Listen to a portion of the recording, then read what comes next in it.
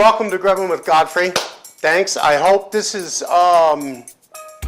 been entertaining and educating for you with the multicultural meals from Trinidad and Tobago. Today's going to be the last show of that. And throughout the year and so, we'll throw some more dishes in. Maybe I'll get my wife in here and we'll do some other stuff. But I decided to do something kind of simple and something easy, but it's very versatile. It's going to be pan bread, and what they call it's bake. So we'll just call it pan bake, because what we're going to do is do the dough, let it rise, put it in a great big cast iron skillet, throw it in the oven, let it cook, bring it out, and I'll show you what they do is they slice it real thin. They eat it with breakfast, they put their fruit on it, they'll put some jam on it, whatever, but it's very versatile. Use it for dinner, you know, because they do a lot of stewing down there in the islands. So they use it just like biscuits and gravy. That's theirs right there, this pan bake. So we're gonna get after it, and what we're gonna do is go ahead and use this monster right here I got for the mixing machine. The recipe is simple. And this is a big recipe right here, okay? We got 8 cups self-rising flour. We have some poppy seed.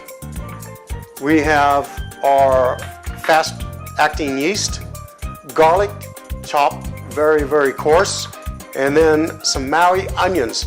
Now, this is kind of like part traditional, part Tracy Godfrey. I always like to take the recipe and kind of like mix things in, you know? It's like baking a cake. Throw a little bit in here, take some from this person, that person, that person, put a little you in it, you mix it up, and you bake your cake. So this is the first thing we're gonna do though, okay? We're gonna get busy here, and we're gonna go ahead and start dumping this ingredients in there. Now the onions and the garlic will go into the dry mix, okay? And we're just gonna go ahead and put only half of the flour in now. I'm going to put the yeast, poppy seeds in. Throw the yeast in there.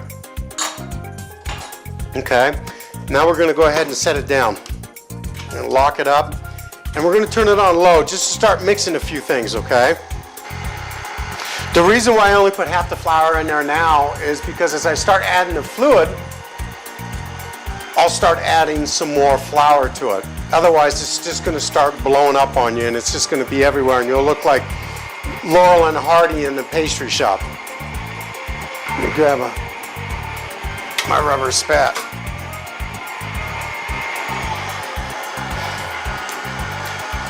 And now I'm going to go ahead and start adding some of the other flour into this, little by little.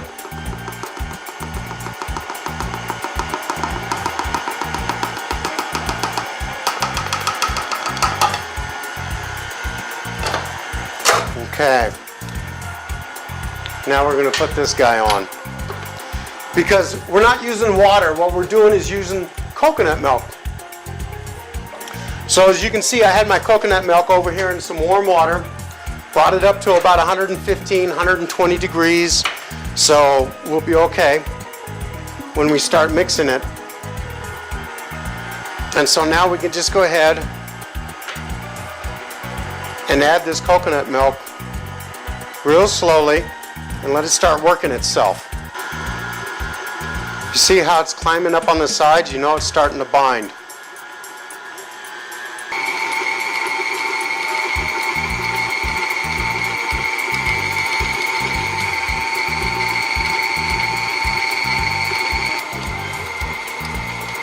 Okay, as you can see, let me take this off. As you can see, the dough looks a little wet, right? So go ahead and start adding a little bit of flour around the edges and watch it start picking itself up and watch it ball up. That's what you're looking for all the time.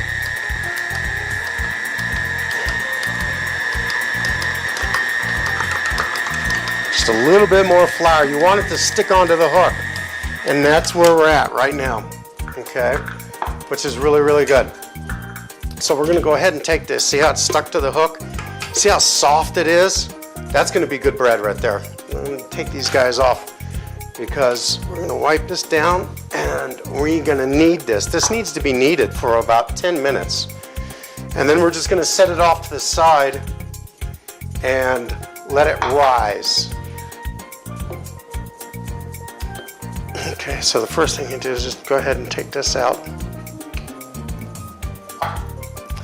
Try to put some flour on your hands. That way the dough doesn't stick so much.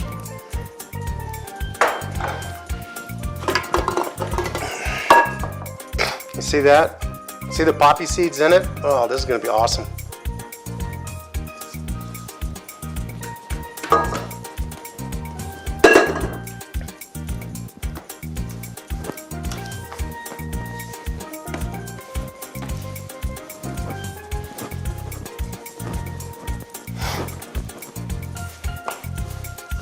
Okay, as you can see, this has come together really good. And actually, you can feel this dough. It's kind of nice and warm. That means the gluten is starting to kick in. And the yeast is just going crazy. So it's all about the friction. So when you get a ball like this, just go ahead and start taking it. And grab it like this. And then just roll it underneath. And let it go on your hand. And you can just keep doing that. And it's going to make a nice, round, tight ball for you. You see how tight that's getting? We want this thing to go ahead and set up and proof twice as big. So we're going to throw it in the bowl, and we're just going to go ahead and cover it. Okay, so we threw it in the bowl, towel, set it onto the side, just let it proof for about probably 20-30 minutes. In the meanwhile, I'm going to clean this little mess up, and we're going to go ahead and get busy chopping up a little bit of fruit and stuff to go with it after.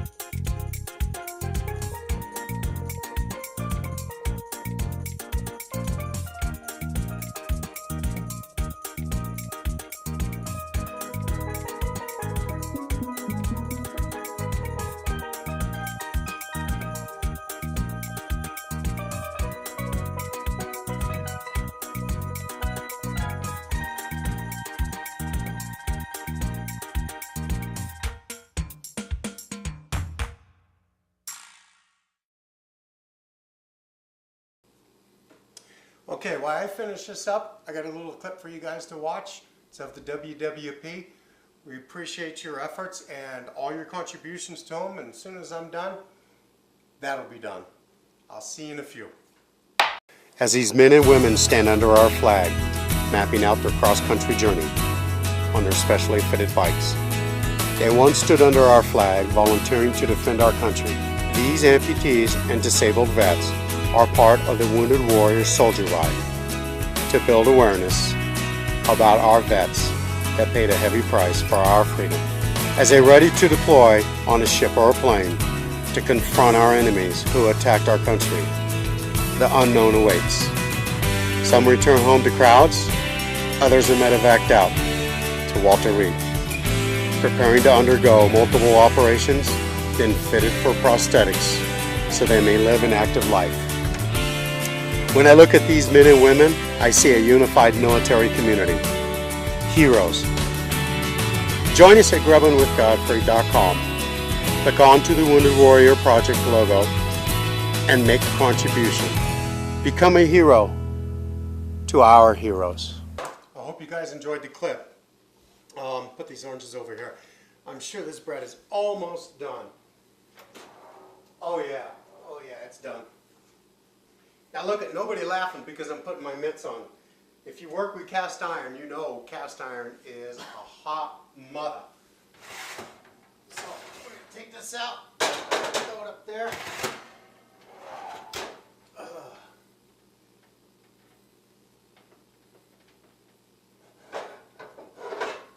Check this out. Look at that. That's why they call it pan bake.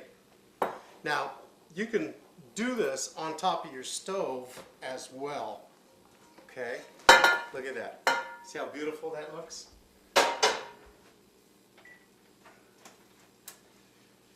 My wife bought me those mitts, so I have to wear them every now and then because I promised her.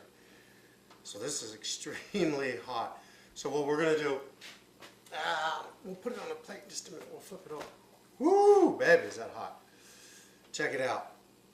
Now we're gonna let it cool, but what we're gonna do is just go ahead and slice a piece of it right now because it is just so good when it comes up out of this oven.